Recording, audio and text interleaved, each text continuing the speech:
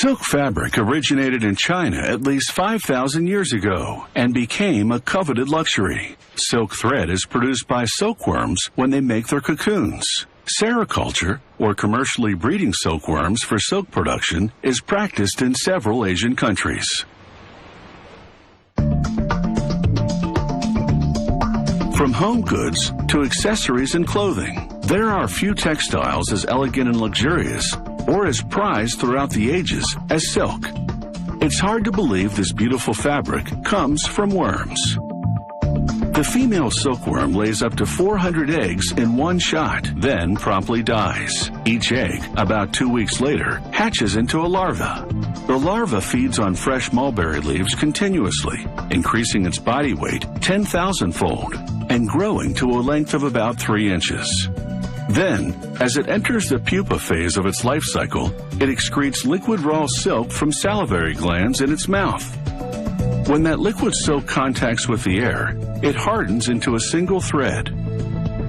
Pupating larva winds that thread around itself into a thick, cozy cocoon. Normally, the pupa inside becomes a moth, and the cocoon breaks as it emerges. However, this severs the continuous silk thread. So to keep the thread intact, they boiled the cocoon for about 3 minutes to kill the pupa inside before it transforms into a moth. Boiling the cocoons also makes the wound thread easier to unravel by melting away most of the sericin, the gelatinous protein that binds it. To harvest the silk, they take threads from 30 to 50 cocoons at a time. They feed them all together through a hole in the bamboo stick onto a hand-operated reel. Then, slowly and carefully, they turn the reel, unraveling the cocoons. As the thread passes together through the stick, the remaining sericin glues them together, forming a single thicker thread. The silk threads coming together are so fine, only about 1/100th of a millimeter in diameter, that it takes 2,000 to 3,000 cocoons to produce a pound of silk thread.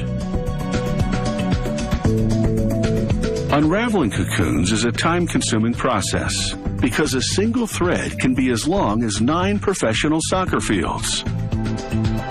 To make this feather-like silk thread easier to handle, they weigh it down with sand before rolling it into a bundle.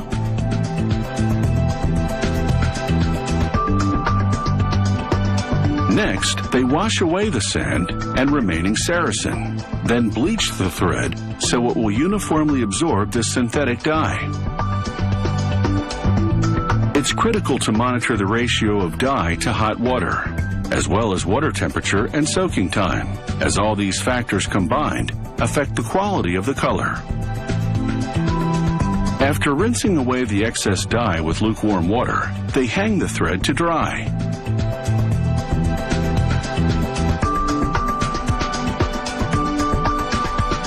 They mount the bundles of dry dyed silk thread on a big machine, which transfers them to smaller rollers.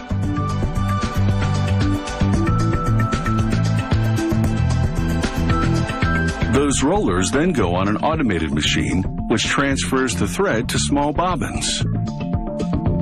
To craft silk fabric, weavers will pass bobbins of thread horizontally between vertical threads on a traditional hand-operated loom. Another machine, meanwhile, winds thread around spools. A worker then installs a set number of spool threads on a mechanism, which aligns them vertically on the loom, parallel to each other. Fabric that's about 3 feet wide typically requires 4,000 vertical threads.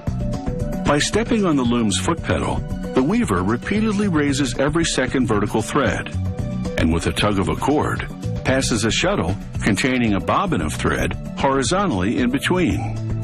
This intertwining of horizontal and vertical threads weaves the silk fabric. To create a pattern, the weaver uses multiple shuttles containing threads of different colors, thicknesses, and textures. Some patterns, such as an intricate weave called brocade, are so intricate that even the most experienced weavers produce just 2 to 6 inches of fabric per day. Now that's wearable art.